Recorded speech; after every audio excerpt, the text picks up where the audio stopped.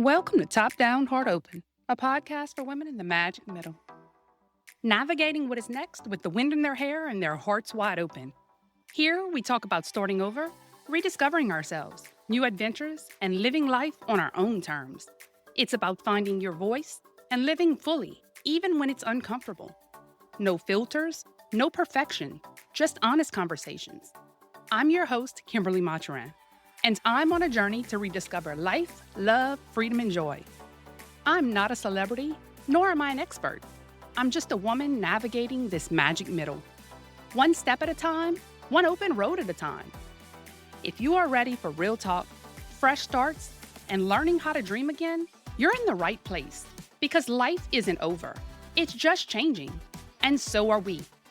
I'm so glad you're here. Buckle up. The next chapter's waiting.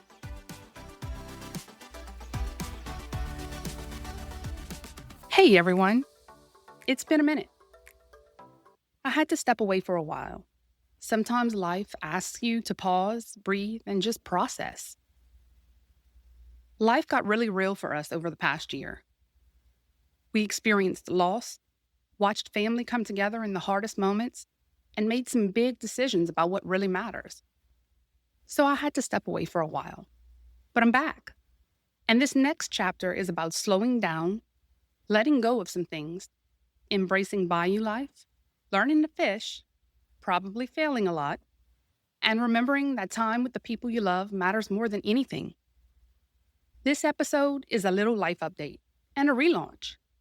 2025 brought a lot of loss in our family, so I had to step off the grid for a bit. We lost my precious Aunt Alicia, then not long after, my beautiful, wonderful grandmother. And at the end of last year, I watched my husband go through something no one ever wants to experience: the loss of his brother, his youngest sibling. And it happened so fast. One moment you're living life, and the next you're navigating hospital rooms, hospice care, and the kind of grief that just sits heavy in the room. Watching someone you love lose a sibling is heartbreaking. I'll be honest, I didn't always know how to help. I did feel a little helpless.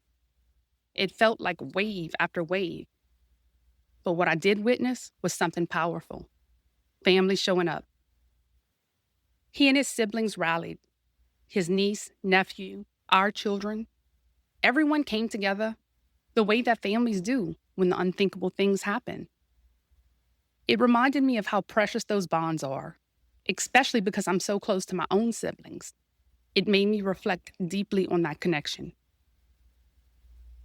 And as 2026 began, our family faced another heartbreak when our beloved Aunt Donna lost her husband of almost 50 years, after already losing her only son a few years earlier. Moments like those do make you question things. You ask why, you search for meaning, and sometimes the only answer is that life is fragile. In the midst of all those things, we made another big decision. We sold our home. And that's not a small thing. This is the beautiful home, the home you worked for your whole life, the one that feels like the pinnacle, the goal you've been climbing towards. But somewhere along the way, you realize something important. Time matters more than real estate. We want more time together, more experiences, less stuff, less pressure, less maintaining things that don't really add to life. So we've moved, simplified, pared things down, and honestly, it feels freeing. Something that made me smile recently was visiting my son in his first place.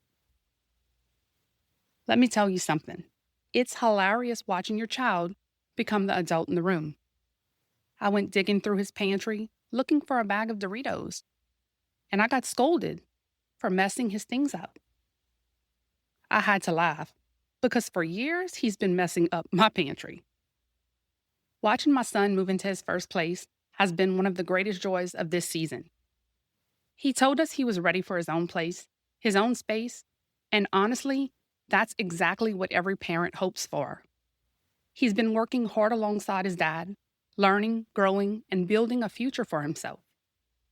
When he accepted the job that'll take him out of town, another step forward in his career and independence, as proud as I am, it was one of those moments that makes you realize your life is changing.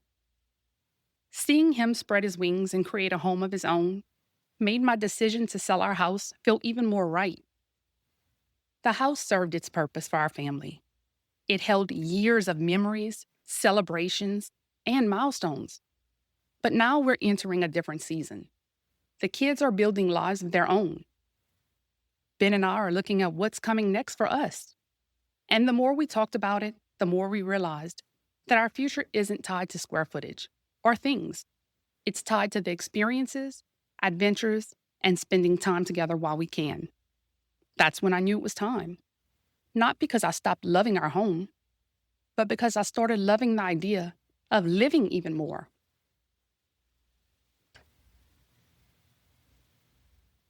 Life really does come full circle. These days, my mornings look a little different.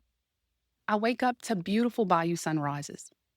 I'm learning to fish, learning how to crab, cooking on the Blackstone, slowing down in ways I never really allowed myself to before. And I just got an e-scooter with a dog basket between the foot pedals.